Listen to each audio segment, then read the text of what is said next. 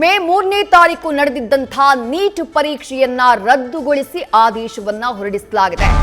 Neat ಪರೀಕ್ಷೆಯಲ್ಲಿ ಸೋರಿಕೆಯಾಗಿದ್ದು confirm ಆಗಿರುವಂತಹ ಹಿನ್ನೆಲೆಯಲ್ಲಿ ಇಂಥದ್ದೊಂದು ಕ್ರಮವನ್ನ ತೆಗೆದುಕೊಂಡಿದೆ ರಾಷ್ಟ್ರೀಯ ಪರೀಕ್ಷಾ ಸಂಸ್ಥೆ NTA. ನೀಟ್ ಪ್ರಶ್ನೆ ಪತ್ರಿಕೆ ಲೀಕ್ ಆರೋಪದ ಹಿನ್ನೆಲೆಯಲ್ಲಿ ಪರೀಕ್ಷೆಯನ್ನ ರದ್ದುಗೊಳಿಸಲಾಗಿದೆ. ರಾಜಸ್ಥಾನದ ಸೀಕರ್ನಲ್ಲಿ ಪ್ರಶ್ನೆ ಪತ್ರಿಕೆ ಸೋರಿಕೆಯ ಆರೋಪ ಕೇಳಿಬಂದಿತ್ತು. ಪೇಪರ್ ಲೀಕ್ ಪ್ರಕರಣದ ತನಿಖೆಯನ್ನ ಸಿಬಿಐ ಮುಂದುವರೆಸಲಿದೆ. ನೀಟ್ ಮರುಪರೀಕ್ಷೆ ನಡೆಸುವುದಕ್ಕೂ ಕೂಡ NTA ಆದೇಶ ಮಾಡಿದೆ. ಶೀಘ್ರದಲ್ಲಿ ಮರುಪರೀಕ್ಷೆಗೆ ಹೊಸ ದಿನಾಂಕ ಪ್ರಕಟವಾಗಲಿದೆ. ಮರುಪರೀಕ್ಷೆಗೆ ಹೊಸ ಅರ್ಜಿ, ಹೆಚ್ಚುವರಿ ಶುಲ್ಕ ಇರೋದಿಲ್ಲ. NTA ವೆಬ್ಸೈಟ್ನಲ್ಲಿ ಹಾಲ್ ಟಿಕೆಟ್ನ ಪಡೆಯುವುದಕ್ಕೆ ಅವಕಾಶ ನೀಡಲಾಗಿದೆ. ಮೇ 3ನೇ ತಾರೀಕು ನೀಟ್ ಪರೀಕ್ಷೆ ನಡೆದಿತ್ತು. ಸುಮಾರು 22.79 ಲಕ್ಷಕ್ಕೂ ಅಧಿಕ ಮಂದಿ ನೀಟ್ ಪರೀಕ್ಷೆಯನ್ನ ಬರೆದಿದ್ರು. ಆದ್ರೆ ಆರೋಪ ಕೇಳಿಬಂದಿದ್ದೇನು, ರಾಜಸ್ಥಾನದ ಸೀಕರ್ನಲ್ಲಿ ಪರೀಕ್ಷೆಗೂ ಮುನ್ನವೇ ಕೈ ಬರಹದ ಗೆಸ್ ಪೇಪರ್ ಎಲ್ಲಾ ಕಡೆ ವಿತರಣೆಯಾಗಿತ್ತು. ವಿತರಣೆಯಾದಂತಹ ಗೆಸ್ ಪೇಪರ್ನಲ್ಲಿ ಇದ್ದಂತಹ ಸುಮಾರು 100ಕ್ಕೂ ಹೆಚ್ಚು ಪ್ರಶ್ನೆಗಳು ಮೇ 3ನೇ ತಾರೀಕು ನಡೆದಂತಹ ಪರೀಕ್ಷೆಯಲ್ಲಿ ಆ ಪ್ರಶ್ನೆಗಳು ಈ ಪ್ರಶ್ನೆಗಳಿಗೂ ಸಾಮ್ಯತೆ ಇತ್ತು. ಜೀವಶಾಸ್ತ್ರ ಹಾಗೆ ರಸಾಯನಶಾಸ್ತ್ರ, ಬಯಾಲಜಿ ಹಾಗೆ ಕೆಮಿಸ್ಟ್ರಿಯ ಪ್ರಶ್ನೆಗಳು ಹೆಚ್ಚು ಕಮ್ಮಿ ಬಹುತೇಕ ಹೋಲಿಕೆಯಾಗ್ಬಿಟ್ಟಿದ್ವು. ಅದಾದಂತಹ ನಂತರದಲ್ಲಿ ದೊಡ್ಡ ಮಟ್ಟದಲ್ಲಿ ಆಕ್ರೋಶ ವ್ಯಕ್ತವಾಗಿತ್ತು. ನೀಟ್ ಪರೀಕ್ಷೆಯ ಪ್ರಶ್ನೆ ಪತ್ರಿಕೆ ಸೋರಿಕೆಯಾಗಿದ್ದು ಹೇಗೆ, ಯಾರು ಸೋರಿಕೆ ಮಾಡಿದ್ರು? ಇದು ಲಕ್ಷಾಂತರ ಸಂಖ್ಯೆಯಲ್ಲಿ 22 ಲಕ್ಷಕ್ಕೂ ಹೆಚ್ಚಿನ ಸಂಖ್ಯೆಯಲ್ಲಿ ನೀಟ್ ಪರೀಕ್ಷೆಯನ್ನ ಬರೆದಂತಹ ಅಭ್ಯರ್ಥಿಗಳಿಗೆ, ವಿದ್ಯಾರ್ಥಿಗಳಿಗೆ ಅನ್ಯಾಯ ಅಲ್ವಾ? ಈ ರೀತಿಯಾದಂತಹ ಆಕ್ರೋಶ, ಪ್ರತಿಭಟನೆಗಳೆಲ್ಲವೂ ಕೂಡ ವ್ಯಕ್ತವಾಗಿತ್ತು. ಅದಾದಂತಹ ನಂತರದಲ್ಲಿ ಈಗ ರಾಷ್ಟ್ರೀಯ ಪರೀಕ್ಷಾ ಏಜೆನ್ಸಿ ನೇರವಾಗಿ ನೀಟ್ ಪರೀಕ್ಷೆಯನ್ನ ರದ್ದು ಮಾಡಿ ಕ್ರಮವನ್ನ ತೆಗೆದುಕೊಂಡಿದೆ. ಜೊತೆಗೆ ಪ್ರಶ್ನೆ ಪತ್ರಿಕೆ ಸೋರಿಕೆ ಪ್ರಕರಣ ಏನಿದೆ ಅದಕ್ಕೆ ಸಂಬಂಧಪಟ್ಟ ಹಾಗೆ ಸಿಬಿಐ ತನಿಖೆಗೂ ಕೂಡ ಆದೇಶ ಆಗಿದೆ.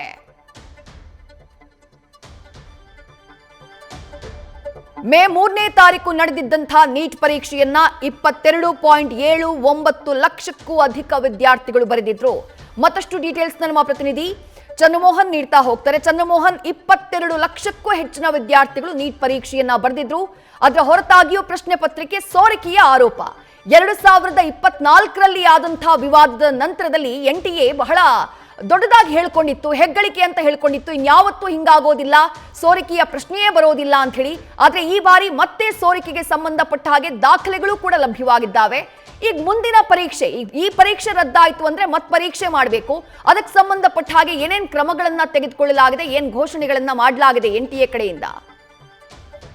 ಅದು ಉದ್ದೇಶ ಈಗ ಮುಖ್ಯವಾಗಿ ಮೇ 3ನೇ ತಾರೀಕು ವೈದ್ಯಕೀಯ ಕೋರ್ಸ್ಗಳ ಪ್ರವೇಶಕ್ಕಾಗಿ ನೀಟ್ ಪರೀಕ್ಷೆಯನ್ನ ನಡೆಸಲಾಗಿತ್ತು. ಆದ್ರೆ ಈ ಪ್ರವೇಶ ಪರೀಕ್ಷೆಯಲ್ಲಿ ಪ್ರಶ್ನೆ ಪತ್ರಿಕೆನೇ ಲೀಕ್ ಆಗಿದೆ ಅಂತೇಳಿ ಅಸಮಾಧಾನ ಮತ್ತು ಆಕ್ರೋಶ ಕೂಡ ವ್ಯಕ್ತವಾಗಿತ್ತು. ಈ ಪರೀಕ್ಷೆಯಲ್ಲಿ ಅಕ್ರಮ ನಡೆದಂತ ಕಾರಣಕ್ಕಾಗಿ ಈಗ ನ್ಯಾಷನಲ್ ಟೆಸ್ಟಿಂಗ್ ಏಜೆನ್ಸಿ ಈ ಪರೀಕ್ಷೆಯನ್ನ ರದ್ದುಪಡಿಸಿ ತೀರ್ಮಾನವನ್ನ ತೆಗೆದುಕೊಂಡಿದೆ. ಈಗ ಹೊಸದಾಗಿ ಪರೀಕ್ಷೆಯನ್ನ ನಡೆಸಲಿಕ್ಕೂ ಕೂಡ ತೀರ್ಮಾನವನ್ನ ತೆಗೆದುಕೊಳ್ಳಲಾಗಿದೆ ಮತ್ತು ಪರೀಕ್ಷೆಯ ಹೊಸ ದಿನಾಂಕಗಳನ್ನ ಸದ್ಯದಲ್ಲೇ ನಾವು ತಿಳಿಸ್ತೇವೆ ಅಂತ ಹೇಳಿದರೆ, ಮತ್ತು ಇದರಿಂದಾಗಿ ವಿದ್ಯಾರ್ಥಿಗಳಿಗೆ ಮತ್ತು ಅವರ ಪೋಷಕರಿಗೆ ತೊಂದರೆ ಆಗುತ್ತೆ ಅನ್ನೋದನ್ನು ಕೂಡ NTA ಒಪ್ಪಿಕೊಂಡಿದೆ.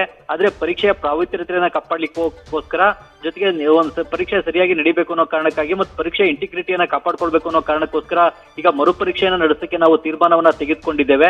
ಜೊತೆಗೆ ಈಗ ಮುಂದೆ ಮುಕ್ತವಾದಂತಹ ಮತ್ತು ಒಂದು ವಿಶ್ವಾಸವಾದಂತಹ ಪರೀಕ್ಷೆಗಳನ್ನ ನಾವು ನಡೆಸ್ತೇವೆ.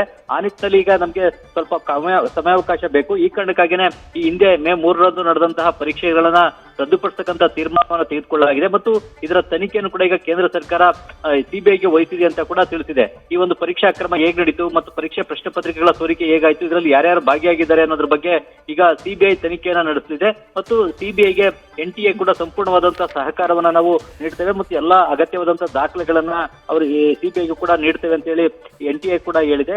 ಜೊತೆಗೆ ಈ ಒಂದು ಪರೀಕ್ಷೆಯಲ್ಲಿ ಪದೇ ಈ ರೀತಿಯಾಗಿ ಪ್ರಶ್ನೆ ಪತ್ರಿಕೆಗಳು ಕೂಡ ಸೋರಿಕೆ ಆಗ್ತವೆ. ಇದರಿಂದಾಗಿ ಪರೀಕ್ಷೆಯ ಪಾವಿತ್ರ್ಯತೆ ಬಗ್ಗೆ ಮತ್ತು ಪರೀಕ್ಷೆಯನ್ನ ಸರಿಯಾಗಿ ನ್ಯಾಯಯುತವಾಗಿ ನಡೆಸೋದ್ರ ಬಗ್ಗೆ ಪ್ರಶ್ನೆಗಳು ಕೂಡ ಎದ್ದಿವೆ. ಇದರ ವಿರುದ್ಧ NSA ಕೂಡ ಪ್ರತಿಭಟನೆಯನ್ನ ನಡೆಸಿತ್ತು. ಜೊತೆಗೆ ಈ ಪರೀಕ್ಷೆಯನ್ನು ರದ್ದುಪಡಿಸಬೇಕು ಅಂತ ಕೂಡ ಆಗ್ರಹಿಸಿತ್ತು. ಜೊತೆಗೆ ಈಗ ವಿದ್ಯಾರ್ಥಿಗಳು ಕೂಡ ಈ ಪರೀಕ್ಷೆಯಲ್ಲಿ ಅಕ್ರಮಗಳು ನಡೆದಿರೋದ್ರಿಂದ ಇದಕ್ಕೆ ಸೂಕ್ತವಾದಂತಹ ನ್ಯಾಯ ನಮಗೆ ಸಿಗಬೇಕು ಅಂತ ಹೇಳಿ ಆಗ್ರಹವನ್ನ ಮಾಡಿದ್ರು. ಈ ಎಲ್ಲಾ ಆಗ್ರಹಗಳ ಹಿನ್ನೆಲೆಯಲ್ಲಿ ಈಗ ನ್ಯಾಷನಲ್ ಟೆಸ್ಟಿಂಗ್ ಏಜೆನ್ಸಿ ಮೇ 3ರಂದು ನಡೆದಂತಹ ನೀಟ್ ಪ್ರವೇಶ ಪರೀಕ್ಷೆಯನ್ನ ರದ್ದುಪಡಿಸಲಿಕ್ಕೆ ತೀರ್ಮಾನವನ್ನು ತೆಗೆದುಕೊಂಡಿದೆ. ಈಗ ಹೊಸದಾಗಿ ಪರೀಕ್ಷೆಯನ್ನ ನಡೆಸಲಿಕ್ಕೆ ಸದ್ಯದಲ್ಲೇ ದಿನಾಂಕವನ್ನ ಪ್ರಕಟಿಸಲಿದೆ. ವಿದ್ಯಾಶ್ರೀ, ಥ್ಯಾಂಕ್ ಯು ಚಂದ್ರಮೋಹನ್ ತಮ್ಮೆಲ್ಲ ಡೀಟೇಲ್ಸ್ಗೆ.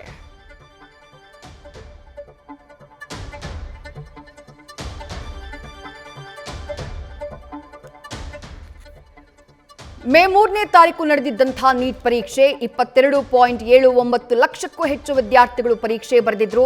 ಆದರೆ ಪರೀಕ್ಷೆಗೂ ಮುನ್ನ ಸುಮಾರು 400 ಪ್ರಶ್ನೆಗಳಿರುವಂತಹ ಒಂದು ಗೆಸ್ ಪೇಪರ್ ರಾಜಸ್ಥಾನದ ಸಿಕಾರ್ ಈ ಭಾಗದಲ್ಲಿ ವಿತರಣೆಯಾಗುತ್ತೆ.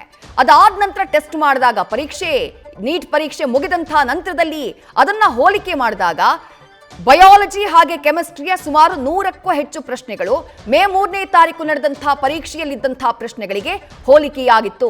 ಇದು ದೊಡ್ಡ ಮಟ್ಟದಲ್ಲಿ ಆಕ್ರೋಶಕ್ಕೆ ಕಾರಣ ಆಗಿತ್ತು. ಪ್ರಶ್ನೆ ಪತ್ರಿಕೆ ಸೋರಿಕೆ ವಿಚಾರಕ್ಕೆ ಸಂಬಂಧಪಟ್ಟ ಹಾಗೆ ಪ್ರತಿಭಟನೆಗಳು ಕೂಡ ನಡೆದಿತ್ತು. ಆದರೆ ಆ ಸಂದರ್ಭದಲ್ಲಿ ನ್ಯಾಷನಲ್ ಟೆಸ್ಟಿಂಗ್ ಏಜೆನ್ಸಿ ಹೇಳಿದ್ದೇನು ಅಂದ್ರೆ, ಪ್ರಶ್ನೆ ಪತ್ರಿಕೆಗಳನ್ನ GPS ಟ್ರ್ಯಾಕ್ ಮಾಡಲಾದಂತಹ ವಾಹನದಲ್ಲಿ ನಾವು ಸಾಗಾಟ ಮಾಡಿದೀವಿ, ಪರೀಕ್ಷಾ ಕೇಂದ್ರದಲ್ಲೂ AI ಆಧಾರಿತ CCTV ಮೂಲಕ ನಾವು ಮಾನಿಟರ್ ಮಾಡಿದ್ವಿ, ಬಯೋಮೆಟ್ರಿಕ್ ಮೂಲಕ ಪರಿಶೀಲನೆ, 5G ಜಾಮರ್ ಎಲ್ಲವನ್ನ ಅಳವಡಿಕೆ ಮಾಡಿದ್ವಿ, ಯಾವುದೇ ರೀತಿಯಾದಂತಹ ಅಕ್ರಮ ಆಗದಂತೆ ಕ್ರಮವನ್ನ ತೆಗೆದುಕೊಂಡಿದ್ವಿ ಅಂತ ಹೇಳಿತ್ತು. ಆದ್ರೆ ಪರಿಶೀಲನೆ ಮಾಡಿದಾಗ ಅಕ್ರಮ ಆಗಿರೋದು ಬೆಳಕಿಗೆ ಬಂದಂತಹ ಹಿನ್ನೆಲೆಯಲ್ಲಿ ಒಂದು ಕಡೆ ಪ್ರಕರಣಕ್ಕೆ ಸಂಬಂಧಪಟ್ಟ ಹಾಗೆ CBI ತನಿಖೆಗೆ ಆದೇಶವನ್ನ ಮಾಡಲಾಗಿದೆ, ಮತ್ತೊಂದು ಕಡೆ ನೀಟ್ ಪರೀಕ್ಷೆಯನ್ನೇ ರದ್ದು ಮಾಡಿ ಮರು ಪರೀಕ್ಷೆಯ ನಿರ್ಧಾರವನ್ನ ಮಾಡಲಾಗಿದೆ. ನ್ಯೂಸ್ ಫಸ್ಟ್ ನಿರ್ಭೀತಿಯಿಂದ ನಿಮ್ಮ ಪರವಾಗಿ.